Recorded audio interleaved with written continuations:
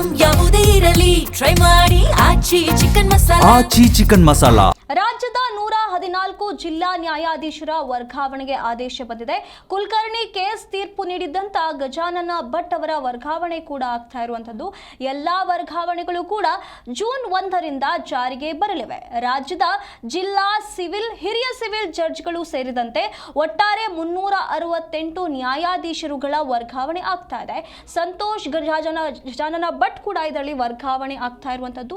114 ಜಿಲ್ಲಾ ನ್ಯಾಯಾಧೀಶರು ಹಾಗೆ 115 ಹಿರಿಯ ಸಿವಿಲ್ ನ್ಯಾಯಾಧೀಶರು, 139 ಸಿವಿಲ್ ನ್ಯಾಯಾಧೀಶರು ಸೇರಿ ಒಟ್ಟು 368 ನ್ಯಾಯಾಧೀಶರನ್ನ ವರ್ಗಾವಣೆ ಮಾಡಬೇಕು ಅಂತ ಹೇಳಿ ಈಗ ಆದೇಶ ಬಂದಿರುವಂತದ್ದು.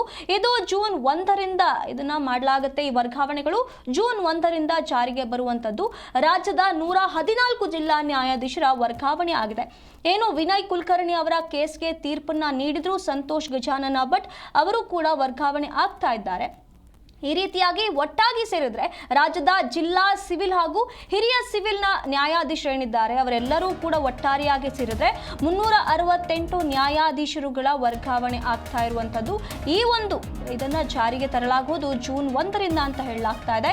ಶುಕ್ರವಾರ ನಡೆದಂತ ಕೊಲೆ ಕೇಸ್ನಲ್ಲಿ ಶಾಸಕರಿಗೆ ಶಿಕ್ಷೆ ಪ್ರಕಟಿಸಿದಂತ ಇದರ ಬಗ್ಗೆ ಏನೆಲ್ಲ ಸಮಸ್ಯೆಗಳು, ಇನ್ನು ಮುಂದೆ ಯಾವ ಸಮಸ್ಯೆಗಳು ಆಗೋದಿಲ್ಲ, ಇನ್ನೆಲ್ಲ ಏನೆಲ್ಲ ತೀರ್ಪುಗಳನ್ನ ತಗೊಳ್ಬೇಕು, ಶುಕ್ರವಾರ ಕೊಲೆ ಕೇಸ್ಗೆ ಏನೊಂದು ತೀರ್ಪನ್ನ ತಗೊಳ್ಬೇಕು, ಶಾಸಕರಿಗೆ ಯಾವ ಶಿಕ್ಷೆಯನ್ನ ನೀಡಬೇಕು, ಯಾವ ಪ್ರಮಾಣದಲ್ಲಿ ನೀಡಬೇಕು ಅನ್ನುವಂತ ಆ ಒಂದು ವಿಚಾರ ಇನ್ನೂ ಕೂಡ ಕಾಯ್ದಿರಿಸಲಾಗ್ತಾ ಇದೆ. ಆ ವಿಚಾರಕ್ಕೆ ಯಾವುದೇ ಸಮಸ್ಯೆ ಆಗೋದಿಲ್ಲ, ಅದರ ತೀರ್ಪನ್ನ ನೀಡಬಹುದು ಅಂತ ಕೂಡ ಈಗ ಹೇಳಲಾಗ್ತಾ ಇದೆ.